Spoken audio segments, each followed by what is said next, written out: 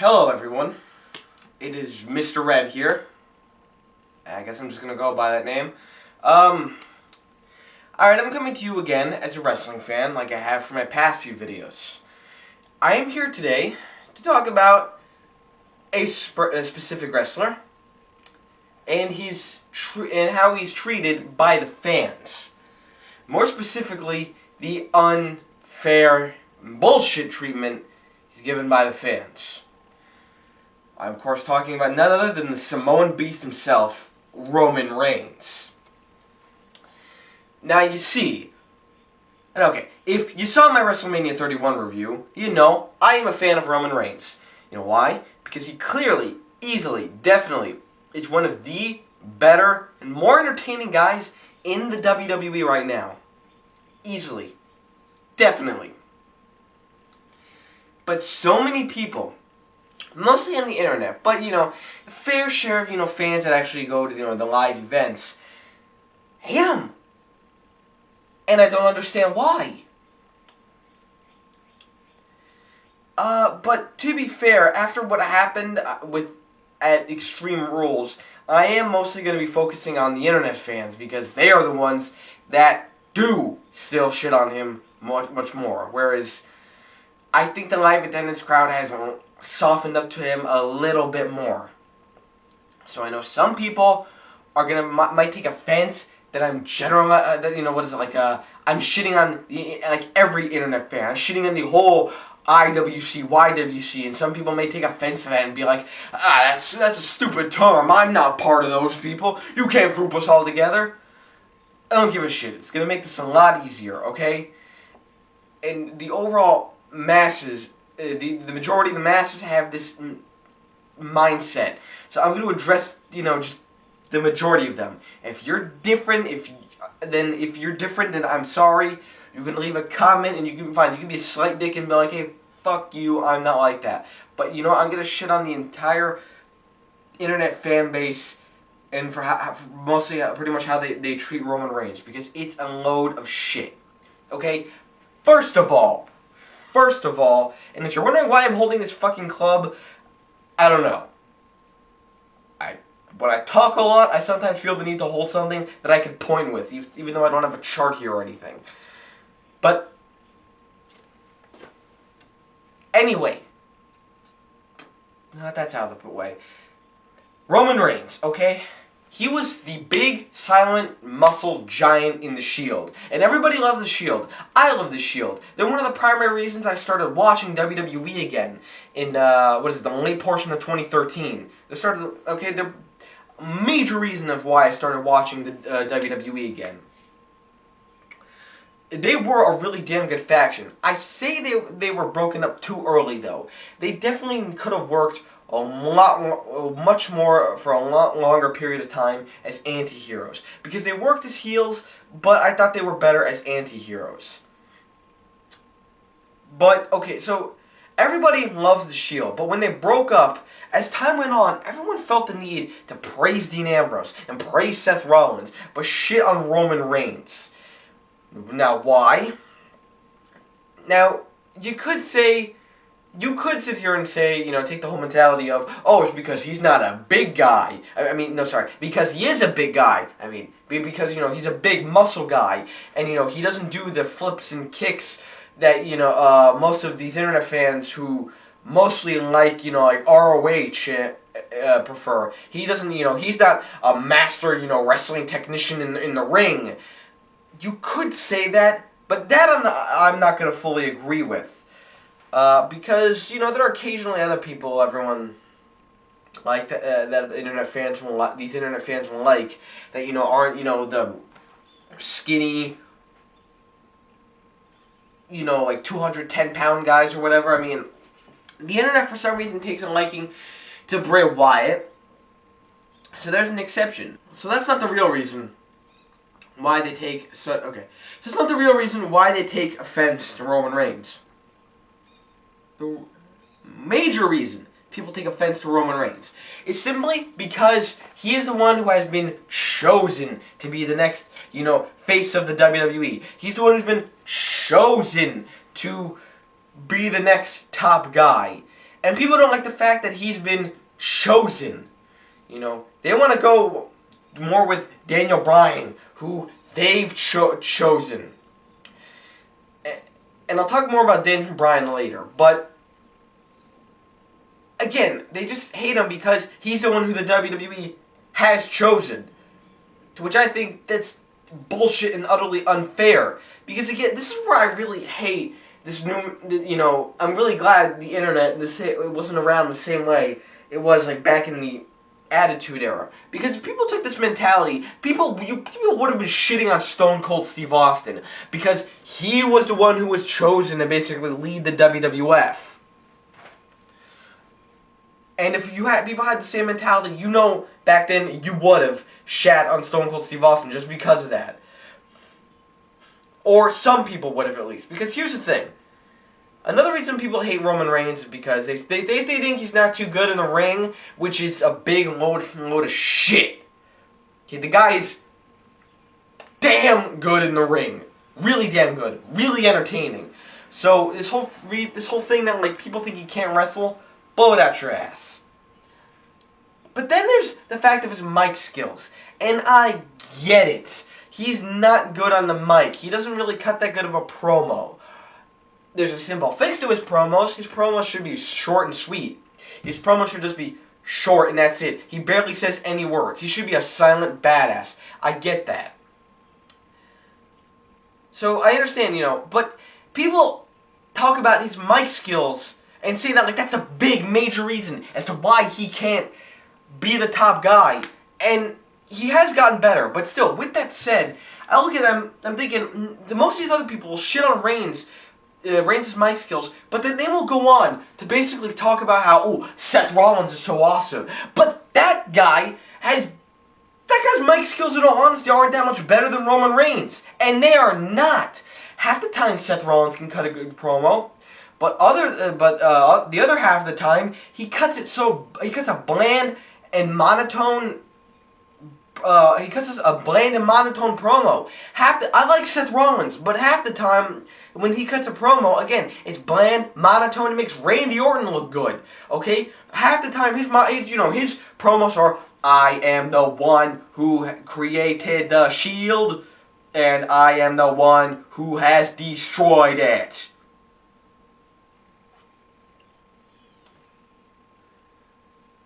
Again, here's the reason why these fans love Seth Rollins more. He was an ROH. He was an ROH champion, and he's not the chosen one of the WWE right now. Which is also bullshit, because clearly the one getting the monster push, almost force, but easily the one getting the monster push is Seth Rollins, not Roman Reigns. This mentality everyone has, that everyone takes against, like, the stance everyone takes against Roman Reigns, it doesn't make any sense. People think he's getting the monster push. What fucking monster push? When he returned before the Royal Rumble, he was feuding with the fucking Big Show. The Big Show versus Seth Rollins, who... Okay, first of all, I understand Roman Reigns was getting the monster push. When the Shield broke up, okay, he was put in the 8-man ladder match at Money in the Bank for the WWE title. Then at Battleground, for no good reason, made no sense storyline-wise, he was put in the Fatal 4-Way against Cena, Kane, and Orton. But other than that, and even that doesn't, to me, really count all that much, because, again, they really were focusing on Ambrose and Rollins just as much. And I argue that Rollins has gotten a way bigger push. He won Money in the Bank, and he has won countless pay-per-views. He's had countless pay-per-view victory after pay-per-view victory. Okay, he won at SummerSlam. He won at Hell in a Cell when he arguably shouldn't. They have featured him so much, so goddamn much. He's feuded with John Cena. He got put in the triple threat for the WWE title at the Royal Rumble. Okay, he is now the fucking WWE champion when he possibly shouldn't. He's left, right, straight up your fucking ass and down your fucking throat. He's everywhere. And he's getting the monster push, the guy who is now, main evented. He's main evented several pay-per-views. Again, he main evented Hell in a Cell. He was in that big Team Cena versus Team Authority main event at Survivor Series. He was in, the match that mattered the most at the Royal Rumble. That wasn't the Royal Rumble match itself. I remember even on the road to WrestleMania, there was an episode of Raw. It was the one where Orton beat the shit out of Rollins. Reigns took a total back seat to Rollins. An utter backseat to Rollins and Orton. He ends up winning the handicap match, and Reigns just walks away up the ramp and leaves. And the episode of Raw ends with Orton beating the shit out of Rollins. They focused more on fucking Rollins and Orton than Reigns, who was going to fight the WWE Champion in the main event of WrestleMania. Oh, but Reigns is getting the monster push. Oh my God. And not only is Rollins champion, he's now main evented Extreme Rules. So he's now, okay, so he's now been a part of, let's see, versus Roman Reigns now. How many pay-per-views have they been in the main event of? Okay, Reigns, Money in the Bank 2014, okay, Battleground, and WrestleMania, and Fastlane, okay. That's four. Okay, Rollins. How many pay-per-views has he been in the main event of? Let's see, Hell in a Cell, Survivor Series, Extreme Rules, and he got involved in the main event at WrestleMania and eventually became part of that match. And now, so he's basically main evented just as many pay-per-views as Roman Reigns.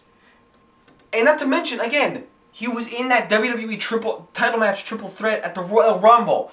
So a lot of focus was on him. And now both of them are going to be in that Fatal 4-Way main event at Payback. So, again, how is Reigns getting the monster push, the force, compared to Rollins? Rollins is fucking feuded with Cena. And while it's not clean, he has a victory over John Cena. And if you don't know what I'm talking about, it's the cage match on Raw after TLC.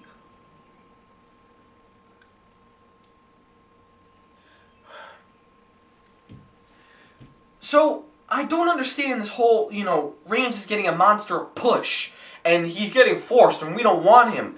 Rollins is clearly getting forced, maybe not a force, but he's clearly getting the bigger monster push.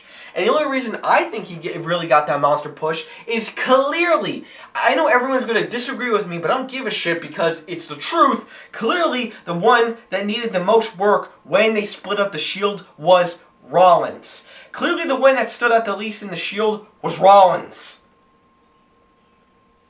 Reigns totally stood out, debatably, the most. And they had big shit for him. Ambrose in the Shield was able to stand out on his own. Rollins, he needed a lot of work. But they gave it all to him once they broke up the Shield because, as far as I'm concerned, they gave it all to him because he needed the most. Sadly, when they did that, all the work that Reigns and Ambrose needed just fell to the wayside. Ambrose sadly doesn't matter that much anymore, and Reigns, he's there. And again, I understand Reigns wasn't ready to win the WWE title at WrestleMania. But it's just... That's another topic, again, how I don't think Rollins makes a good champion. But again, I don't understand how this whole thing, we don't like Reigns, he's getting the monster push. Really? Really, he's getting the monster push. It's bullshit. It's utter incomplete bullshit. And then we get to Daniel Bryan, who everyone was... And this is the big hypocrisy I know of all these wrestling fans. I am pretty sure that had we gotten Daniel Bryan versus Brock Lesnar at WrestleMania, the build-up would have been the same. And there's nothing that suggests otherwise. Nothing. If Daniel Bryan went over Roman Reigns at Fastlane, the build-up would have been the same. Daniel Bryan being on TV all the time, but Brock Lesnar making no fucking appearances. Just Paul Heyman going out there, cutting the same promo over and over. Because No, and again, I give props to Heyman because he was the only one carrying that fucking feud. He had nothing to work with though, so he had no choice but to go out there and cut the same promo day in and day out. Brock Lesnar, champion, he's a beast. Brock Lesnar. But again, it would have been the same build-up. Daniel Bryan appearing on TV, Brock Lesnar not appearing on TV, and Paul Heyman having to go out there and carry the whole feud and cut the same promo every single night. And again, they had Reigns take a backseat so many times to things like Rollins and Orton. They would have done the same fucking thing to Daniel Bryan. Okay? I believe they would have even done that more since the WWE really doesn't like to treat Daniel Bryan that right all the time. They don't really don't give a shit about him. So again, there's nothing that suggests that the build-up in the feud and everything would have been so much better going into WrestleMania had it been Daniel Bryan versus Brock Lesnar instead of Roman Reigns. Why am I bringing that up though? Is because so many people wouldn't have given a shit up. So a lot of these fans wouldn't have given a shit had it been Daniel Bryan. And again, you can like Daniel Bryan better, but that's fucking bullshit. If you had the same story, the same hype and build-up, but you won't think one is better just because there's a different guy in the spot. Everyone would have been there just eating up going, yes, yes, yes, and we would have gotten the same fucking bullshit. And we would have been in an even worse situation. Because let's say everyone had the same bullshit story, first of all. The same bullshit reason for having Daniel Bryan go for the title at the main event of WrestleMania. That's true. It's a legitimate excuse that he never actually lost the title. That makes sense. But everyone gave the same bullshit excuse. But it's a David versus Goliath story. And it's a David versus Goliath story. Right, because we've never seen a fucking David versus Goliath story before. And I'm not saying we never should have those again. But really, that was it. That's all people gave. It's gonna be a David versus Goliath storyline. I don't want David versus Goliath. I didn't want another generic underdog story. Because you know what the build-up, whenever they would focus on, if Bryan was going to fight Lesnar, whenever they did focus on that, you know what the whole storyline would have been for Daniel Bryan? And I fucking dare you to tell me otherwise. Give me a reason why not. The whole storyline for Bryan and Lesnar, had they gone with that, would have been, Daniel Bryan, you're too small. You're too small. You're too small.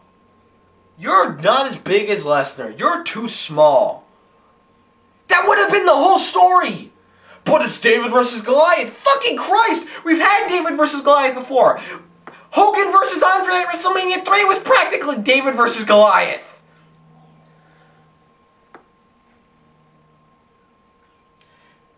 Again, that would have been the whole story. And you would have had almost the same story as you had going into WrestleMania 30. You would have gotten the same stupid build-up with that stupid fucking song. A monster, a monster. Daniel Bryan, you're too small. That would have been the whole fucking feud. It would have been a whole fucking build-up whenever they did focus on it. And I'm not saying what we got with Reigns ended up being that so much better, but why I was in favor of Reigns so much more than Daniel Bryan is because Reigns, you could have still done Daniel Bryan correct. You still could have done that. But I'm saying if Reigns and Lesnar was done right, it would have been so much better. Because you would have had instead of David versus Goliath, you would have had badass versus badass. And I wanted to see, and I thought it was better to have a badass versus badass at WrestleMania rather than another underdog story like we had last year at WrestleMania 30. That worked for 2014 and WrestleMania 30, but this was not WrestleMania 30 in 2014. This was WrestleMania 31 in 2015. So I personally felt why I took Roman Reigns over Daniel Bryan. Also the fact that I like Roman Reigns more anyway, but why I was so much in favor of Roman Reigns over Daniel Bryan was that this storyline, had it been done right, would have been so much better than Daniel Bryan versus Lesnar had even that been done right. Because again, another generic underdog story versus badass. I would have rather taken the badass versus badass. And you know they could have done it right and it could have worked.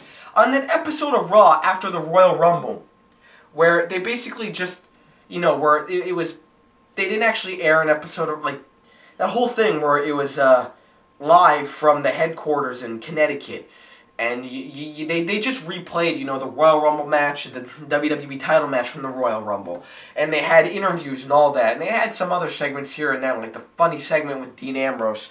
But when they had, like, that interview with Paul Heyman and Lesnar and Roman Reigns, when Reigns and Lesnar got up and, stood each other, stared at each other. They stared at each other, face to face. That was damn good. That would have been so much. That was so much better than if we had Daniel Bryan, And on a side note, for all you people who tell me that Daniel Bryan is more relatable because he's smaller and he's because of that he comes off more as an everyman and easier to relate to, blow it out your ass. Blow it out your ass. Because most of you people who say that are probably fairly big, or at least compared to me. I, on the other hand, am short. I'm about 5'6", 143 pounds. And I'm fairly small. And you see me constantly going, yeah, Daniel Bryan, because he's smaller, and I can relate to him more. No. No, I like Roman Reigns because he's more entertaining and he's more awesome. Plain and simple. Hell, I fucking relate to Dean Ambrose before I relate to Daniel Bryan. But you see, that stare down that Lesnar and Reigns had after the Royal Rumble, that could have worked. That's what I'm trying to say. If the WWE had actually executed that storyline, that build-up correctly, it could have worked. They didn't because they're a bunch of incompetent fucking assholes. But again, I see no reason as to why Daniel Bryan would have made that better. And I see no reason... and you know what, again... No, not again, but I see no reason as to even why Daniel Bryan is better than Roman Reigns. I don't fucking see a reason. I mean, he's better than him on the mic, but Daniel Bryan is nothing special on the mic. He's not. He's average. Definitely. He can get his point across, and that's what matters. But he's nothing special on the mic. And if anyone tries to tell me that, no, Daniel Bryan is really good on the mic, he can cut a really good promo, I suggest then you go watch a real a person with real mic skills like Piper or Savage. Or if you want a modern day example, Dean Ambrose. But I don't understand why everyone has to shit on Reigns so much. I don't. I just don't. Why? Because, again, he's the chosen one. So, Stone Cold Steve Austin was the chosen one at one point, and it worked! And everybody loves him, and calls him the greatest of all time. Because he is. But, again, what's wrong with fucking... What's wrong with Reigns? I don't get it. And I hate... Another thing that just doesn't make sense about this hatred for Reigns is when people say he's becoming Cena 2.0. Oh, that is the biggest load of bullshit anyone could spew out. That he's becoming Cena 2.0. Oh, that is the biggest load of bullshit. Now, at one point, I can understand why people said that. But if anyone says that now, you have no evidence. You have nothing to support that argument. Nothing. People think that he's just gonna, steamroll through everyone and beat everyone left and right and win pay-per-view match after pay-per-view match.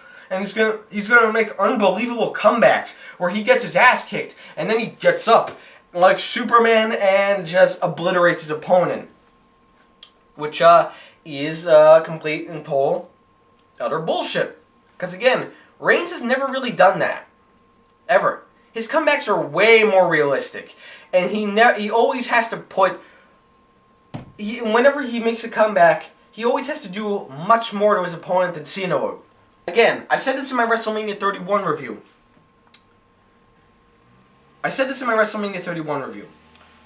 Okay, when Reigns was making that big comeback against Lesnar after Lesnar was busted open, if it was Cena, that would have been 2 FUs, and that would have been it, or it would have been an FU and an STFU. Reigns, 3 Superman punches, 2 spears. Again, Reigns makes way more realistic comebacks. And then there's the whole thing about, oh, but he's going to cut, a bunch of corny promos. Again, before the Royal Rumble, when he was cutting those cheesy, stupid, corny promos, yeah, I understand that. But when was the last time he had ever cut a cheesy, corny promo like that? When? Again, I know he cut the promo, where he said to Rollins, you are nothing but suffering succotash. And then he cut the one promo to Big Show where he basically was talking about Jack and the Beanstalk. But that was back in January. And ever since then, ever since the Royal Rumble, he has not cut a promo like that once. Once. So, again, how is he becoming Cena 2.0? And some people try to tell me, oh, he's only got a few moves. He's barely got any moves like John Cena. Really? Well, let's compare him to Daniel Bryan. Let's talk about Roman Reigns first. He has his primary finishing move, the spear.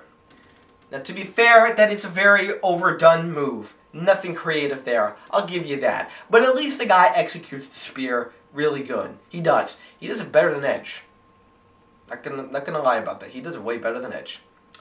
So, so there's that. Then he has his other sort of finishing move, the Superman Punch. And while I'm not in favor of the Superman Punch being a move that actually finishes people, that is a move that we pretty much have never really seen. That is a move that practically no one does. That is a move that is utterly unique to Roman Reigns. There's that. Then there's his jump. Then there's like his jumping kick to his opponent when they're outside the ring. I don't know what to call it, but that's when his opponent is laying there in the bottom rope and their head is outside the ring, and he comes running around the ring, jumps and kicks them. Again, who the fuck does that? And who the fuck has done them? Another move that is completely unique to Roman Reigns. Then he has the Samoan Drop, which is a pretty good move. I like that move. And it's not overdone. So, whatever. The Samoan Drop. There's that. Then he has the Flying Clothesline, which I think he executes better than The Rock, even. Roman Reigns actually kind of brings his arm down more. And actually makes it look more like he's actually striking his opponent. So, he has the Flying Clothesline, which I just said, I think he does better than The Rock, even. Don't get it twisted. I'm not saying Roman Reigns is better than The Rock. I will probably never say that in my life. Because it's The fucking Rock. Okay? But again, he's got the Flying Clothesline, which he does better than even The Rock. So we got the Spear, Superman Punch, the kick, Samoan Drop, the Flying Clothesline. Now, for a while, that was a lot. But what does he have now? He also has the 10 clotheslines. I'm pretty sure it's like he normally does 10. But the clotheslines in the corner, when his opponent's, in the turnbuckle in the corner, and he's just wailing on him. Normally he does 10, That's a pretty creative move. And I like it. What is that? 6? Okay. Now what has he also started doing? His dive over the rope. Which, again, who really does a dive over the rope? I know The Undertaker did that. But Undertaker might as well be long gone. So who does that? I know there's a billion other people on the roster who do a dive through the ropes. Rollins, I'm not sure if Rollins has done it in a while, but essentially I know Rollins does it. Ambrose does it. The Usos do it. Fucking Luke Harper can do it. I think even Big E can do it. So again, no, and then what is it? Daniel Bryan also does it.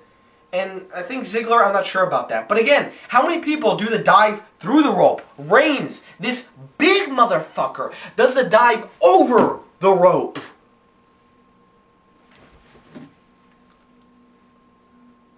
So, again, now I know it's not that many moves, but those are the ones I can specifically think of. So what is it? He's got the spear, the Superman punch, that running drop kick, the Samoan drop, the flying clothesline, the 10 clotheslines in the corner, and the dive over the rope. Those are like his 7 major moves I can think of. 7. And 2 of them are... Actually, wait. Technically, 3 of them are utterly unique to him. Might as well be 4 with that dive, since nobody else does a dive over the rope. Everyone does a dive through the rope. So he's got 7 major moves that I can think of that he pulls out a lot. Now let's talk about Daniel Bryan. He's got his crossface, which he calls the yes lock. Okay, that's one. That's a good move. Then he's got his running knee, which I never really liked as a finisher. But whatever. It's not that bad. I like it. That's 2. And then he's got kicks. And kicks.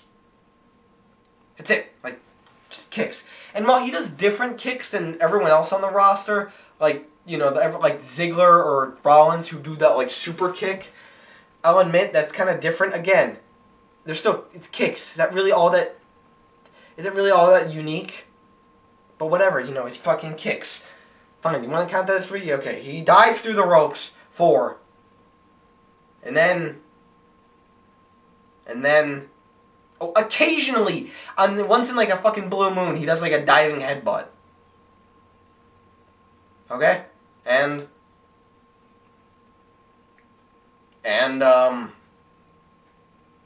what else? What else does Daniel Bryan really do? Oh, wait. There's this whole thing where he hulks up, basically, you know, he gets into like a state of Hulkamania, and then when his opponent's in the turnbuckle, he runs into them, runs back, and then runs in. Okay, fine. So that's 6. That's 6 moves of Daniel Bryan I can think of. One that he barely even does. And one that most of the roster already does as well. So that's 6 versus 7 I can think of for Reigns. But Mr. Red, Reigns isn't as good as an actual wrestler as Daniel Bryan. But you know what the funny thing is? Reigns is still more entertaining to watch in the ring. See, I know a lot of people don't really say this, but to me, there's a difference between actually being good in the ring and being entertaining to watch in the ring. Reigns is way more entertaining to watch in the ring. The way he fights, the way he wrestles, the way he does moves, the moves he does do. Yeah. So in that sense, Reigns, I think, is even better in the ring. Because again, I get it. Daniel Bryan is an actual wrestler. His actual wrestling skills are better. But fuck it. I'd prefer to watch Reigns in the ring. I prefer seeing his moves, how he fights. He's just way more entertaining. He is. Definitely. So, yeah. Have I gotten through to you that all this hatred of Roman Reigns is unnecessary? I mean, he still needs a good amount of work. I'll admit that. But this constant shitting on him for no reason is just dumb. And you know you people will probably get behind him in a matter of, like, what, a month if they turn him heel? Yeah, so turning Reigns heel is not a good idea. It's not. I mean, I don't know what else to say. Oh, except for what is it? Everyone also wanted to talk about that Reigns never did enough to win the title at WrestleMania before that. Reigns never did enough. He never won enough, or like never beat enough actual people. Which I kind of understand. I mean, when he was out at the end of 2014 due to that hernia injury, yeah, he missed a good amount of time of build-up. But let me compare this to Daniel Bryan and Seth Rollins. So, Daniel Bryan. A lot of people said, when Daniel Bryan won the title at WrestleMania 30, I'd pretty much say he was ready. Yeah, it wasn't bad. But before that, SummerSlam 2013, when he was going to fight John Cena, everyone, you know damn good and well, wouldn't have cared if he actually walked out of that show with the title and actually had an actual reign. But before that, I remember, okay, but it's like, my point is, before that, what did Daniel Bryan do? What did he do? Who did he beat? So many of you would have been happy with Daniel Bryan walking out of SummerSlam 2013 with the title, you know, and having an actual reign, and you wouldn't have thought twice about it. But who did Daniel Bryan beat? What did he do? Okay? He won the U.S. title and had a good reign. He beat The Miz, though, so that's nothing that special. I get it. The Miz is a former WWE champion, but he was never really a main eventer. You could give the shit that he won over Cena at a WrestleMania main event, but he played third fiddle, if that makes sense. Second fiddle, basically, to, you know, Rock and Cena, okay? He didn't matter at all. And even after WrestleMania 27, he was nothing but filler for Cena, and then eventually Cena and The Rock. So actually beating The Miz doesn't count, because it's a fucking Miz. He sucks. But he was U.S. champion. There's something. Then he won Money in the Bank too early, but I guess there's something. But then he was World Heavyweight Champion, and it sucked, and it didn't matter at all. And he ended up dropping it to Sheamus in the opening match of WrestleMania 28. In about, what, 14 seconds?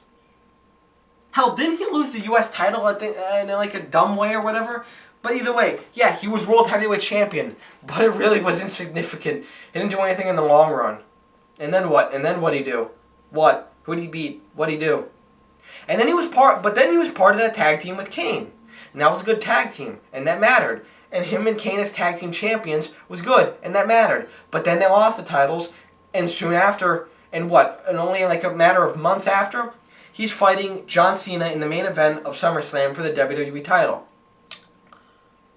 At that time, what did Daniel Bryan do? Who did he beat? He held the U.S. title and was part of a legit tag team that mattered with Kane and was tag team champion. Okay, fine. But his Money in the Bank win was dumb. He ended up just losing after all that. And then his World Heavyweight title reign didn't matter. So who did he beat before Cena? He didn't beat an Orton. He didn't beat a Triple H. He didn't beat, an Undertaker. He beat no one. And he ended up beating Cena. Kinda clean. I say kinda because WWE will do anything in their power to constantly emphasize Cena's elbow injury and say that's the reason he lost. But he beat him for the most part clean, and then what? And then he's going off beating Orton again. Who is he beating? Who is he beating? What has he done? And then he goes off and, to a WrestleMania where he beats Triple H, and then later in the night beats Randy Orton and Batista in the same match to win the WWE title. And now at that time, I'll admit, it was acceptable. But I mean, before that, what had Daniel Bryan done? What had Daniel Bryan done? Who would he beat? Nothing. Versus Roman Reigns. Who... I'm looking at this from the perspective of before WrestleMania 31.